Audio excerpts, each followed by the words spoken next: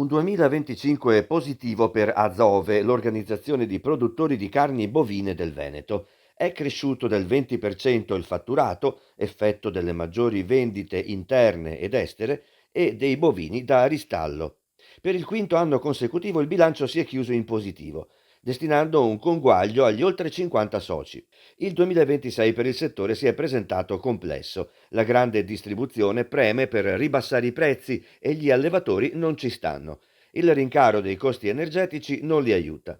La zootecnia veneta di Azove prova a governare una instabilità che sta diventando normalità. Quello che succede dall'altra parte del mondo si ripercuote in brevissimo tempo su di noi, quindi le guerre che sono in atto in questo momento stanno creando dei grossi problemi a livello di mercato, a livello di costi energetici, a livello di blocco di mercati e quindi situazioni di stallo o turbative di mercato che comunque vanno ad incidere sul nostro settore, non solo.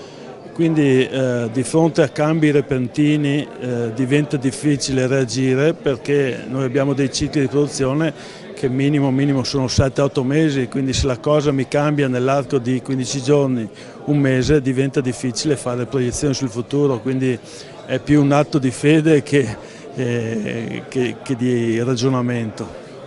Il settore zootecnico veneto, per quanto solido, va aiutato economicamente e soprattutto, ha detto l'assessore veneto all'agricoltura, va difeso. Azove rappresenta un punto di riferimento importante per la regione Veneto perché sono 50.000 capi all'anno, rappresenta un punto di riferimento nazionale perché presiede un sistema di grande raggruppamento della carne, circa il 75% della carne nazionale, ma rappresenta anche una grande sentinella verso i mercati stranieri. Il passaggio che ha fatto il Presidente prima, Alessandro Del Rocco, sulla Francia e sui eventuali ristagli o non, ci dice che noi non lo possiamo dipendere dalla Francia per i vitelli, dobbiamo in qualche maniera in casi di emergenza avere già la soluzione pronta. La soluzione pronta da dove deriva? Deriva chiaramente da una serie di azioni sul CSR prossimo, sul fondo unico della PAC, prevedendo la possibilità di attingimento proprio per realizzare queste filiere. All'interno di un fondo unico nazionale, ma all'interno di un sistema, e diceva bene De Rocco ancora, di un sistema nazionale e internazionale e europeo dei finanziamenti che deve essere in qualche maniera regolato. Come? Deve essere regolato perché non può essere che il paese forte, in questo caso che è il paese Francia, vada per la sua strada e che l'Italia essenzialmente faccia una politica diversa. Le misure in questo caso devono essere parallele. Per ridurre l'importazione di capi e di carne dalla Francia c'è un progetto del governo su 2 punti. Ma il progetto è quello di utilizzare al meglio intanto la produzione già in atto nelle aree del centro-sud Italia e delle isole, che sono aree più marginali e che hanno già delle produzioni e quindi vanno sostenute e sviluppate, ma d'altra parte c'è la possibilità di utilizzare una parte, di fare un'alleanza con i produttori di vacche da latte. Queste vacche possono fare da madri surrogate, possono essere le vacche meno produttive, per cui da un lato si può valorizzare anche il patrimonio delle stalle da latte, e dall'altra possiamo ottenere dei vitelli adatti, di alta qualità, adatti alla produzione della carne e quindi che sono ottimali per il nostro mercato.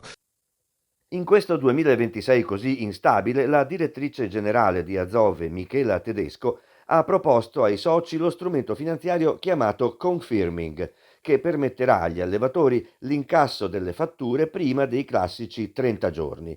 Azove farà da garante grazie al livello del suo rating finanziario. Partner sarà Crédit Agricole. Il tutto si potrà gestire da casa. Oggi ho voluto introdurre e presentare ai soci uno strumento finanziario innovativo finalizzato alla generazione di liquidità, perché molto spesso le aziende si trovano a fronteggiare esigenze anche temporanee di maggiore disponibilità di linee. Questo strumento diventa fondamentale per rafforzare la filiera della carne come leva strategica competitiva, portando anche innovazione, perché è fondamentale anche in questo settore portare innovazione. Azove lo fa da oltre 50 anni, vuole continuare a supportare da un lato i propri soci e dall'altro garantire qualità, perché alla fine la differenziazione e il punto distintivo di Azove è proprio la qualità. Probabilmente si mangerà meno carne, perché questo ci dicono i dati statistici, ma si cercherà comunque carne di qualità, quindi questo è stato e sarà il nostro punto di forza.